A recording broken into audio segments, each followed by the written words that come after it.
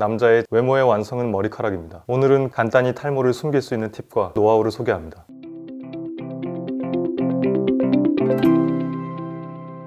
피해야 한다. 안녕하세요, 이승기입니다. 사람마다 다를 수 있지만 남자의 자신감을 떨어뜨리고 좌절 속에서 살게 하는 주범은 탈모입니다.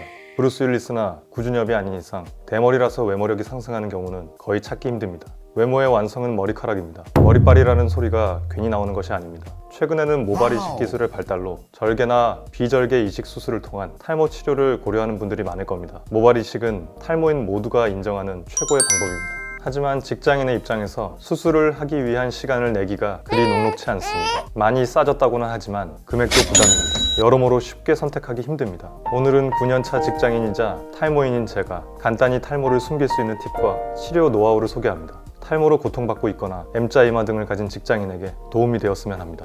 병원 갈 시간 없는 탈모인, 바쁜 직장인을 위한 탈모 치료 및 숨김 팁 4가지. 아이브로우가 싸고 빠르고 효과적이다.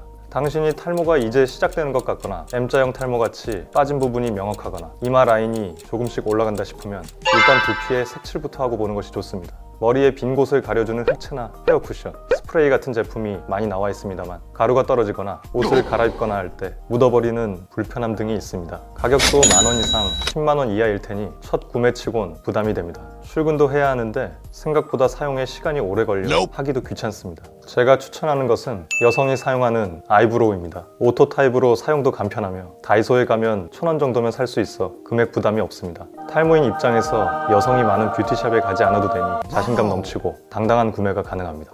거울을 보고 이마 빈 곳과 가르마를 적절히 채워주고 제품 반대쪽에 있는 스크류 브러쉬로 넓게 펴주면 절약하며 사용 가능합니다.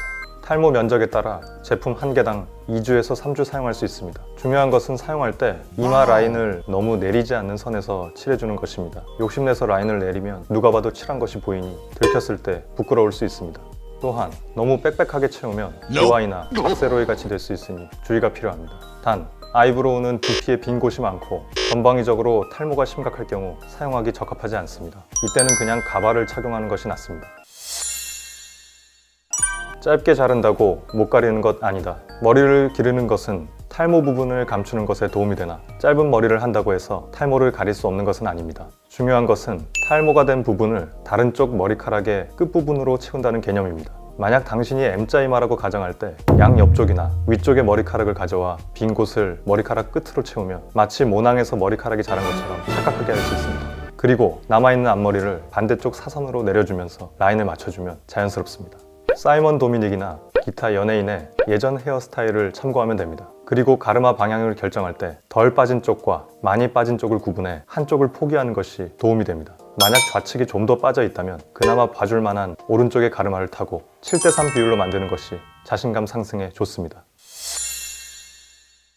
바르는 제품은 미녹시딜 외 전부 효과가 없거나 미미하다. 머리에 바르거나 바르고 거품을 내서 씻어내는 샴푸 등의 탈모 치료 제품들이 나와 있지만 이 중 탈모 개선에 효과가 있는 것은 오직 미녹시딜 뿐입니다. 다른 것은 효과가 없거나 미미합니다. 바르는 미녹시딜은 매우 중요한데 모발을 굵게 하는 것도 있지만 흔히들 얘기하는 잔털이 나게 하기 때문에 전체적으로 풍성한 머리로 보여주는 데 도움이 됩니다.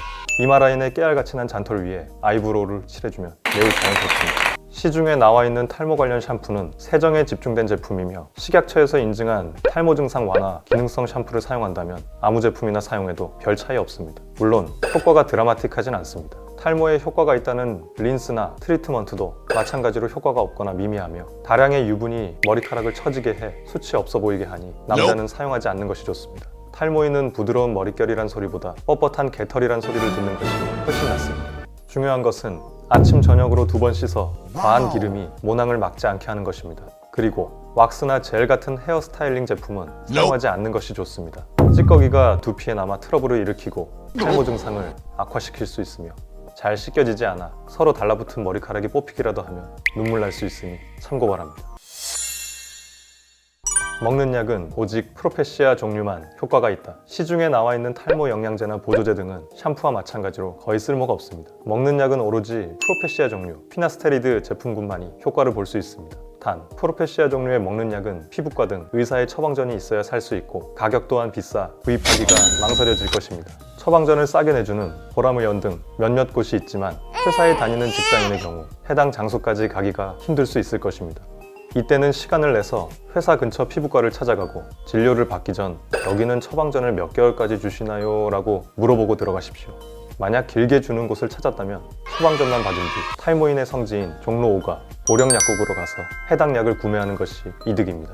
프로페시아 종류의 약은 대체로 고가이기 때문에 약국에서 남겨 먹으려고 하는 경우가 종종 있습니다. 가령 병원에서 90정을 처방해줬는데 정작 약국에선 계산하기 쉽게 한 상자분인 84정만 건네주는 경우도 있습니다.